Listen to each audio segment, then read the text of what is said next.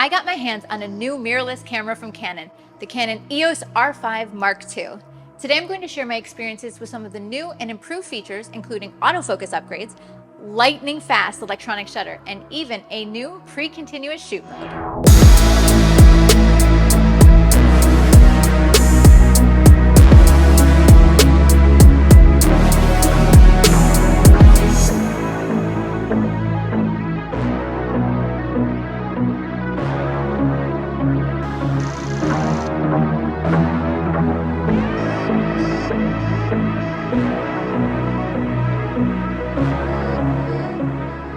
Hey everybody, Lindsay Adler here.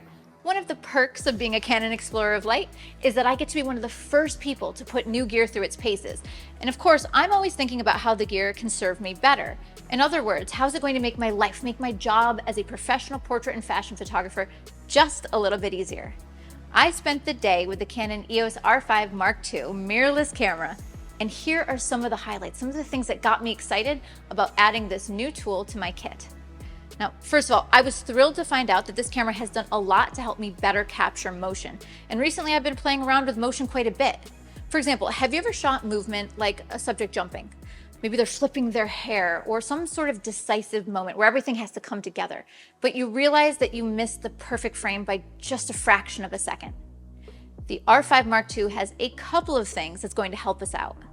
So first of all, with the back illuminated stacked CMOS sensor and the electronic shutter, we can now shoot up to 30 frames per second.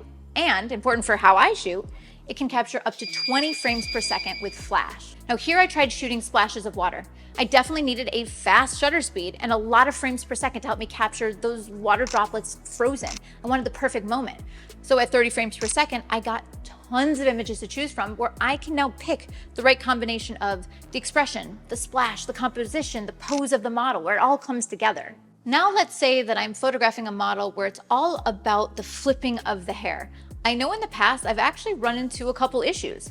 For example, if hair or water or fabric or something crosses in front of the subject's face, the autofocus used to get a little bit confused. It would maybe lose the lock-on focus. But with the R5 Mark II's deep learning tracking upgrades, it grabs the focus, it holds on, and it stays in focus, even if something crosses in front of the camera. This is so helpful for the way that I shoot, and it's going to make my job a lot easier. Next, when it comes to motion, I don't always want to have to capture hundreds of frames to try to get the right shot. Like, it's a lot to have to edit through, and it can be really memory space intensive. Instead, what I often will try to do is anticipate the height of a jump, or like the perfect moment of the flip of the hair, or the toss of a dress without just holding down my shutter endlessly. But unfortunately, sometimes I'm still a little bit slow on the trigger, and I find that I miss the perfect moment.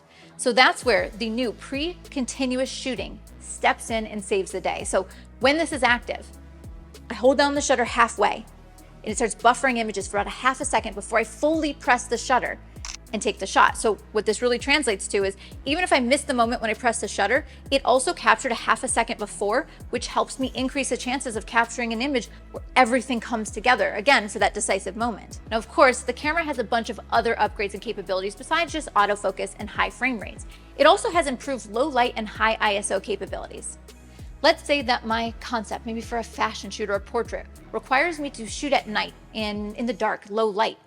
The frame rate of the live view display is now optimized for low light, so it helps me see what I'm creating, see what I'm shooting, even if I'm in almost no ambient light. So whether I'm doing a paint with light image in the dark, using long exposures and painting the frame, or maybe I'm photographing my subject where I'm just illuminating them with a street light or other low light, the display is going to go a long way to help me do my job.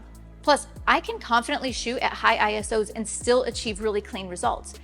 I remember years ago, I used to be afraid of anything even close to a high ISO, and now I realize it's just another tool that lets me achieve images that used to be impossible. So there you have it, a peek into my playday with the new Canon EOS R5 Mark II. Now, of course, there are other features to test out, things like eye control, neural network upscaling, and subject detection for people, and of course, other upgrades. There's always something new to try, play around with, and to make my job easier. Thanks everyone for joining, and I'll see you next time.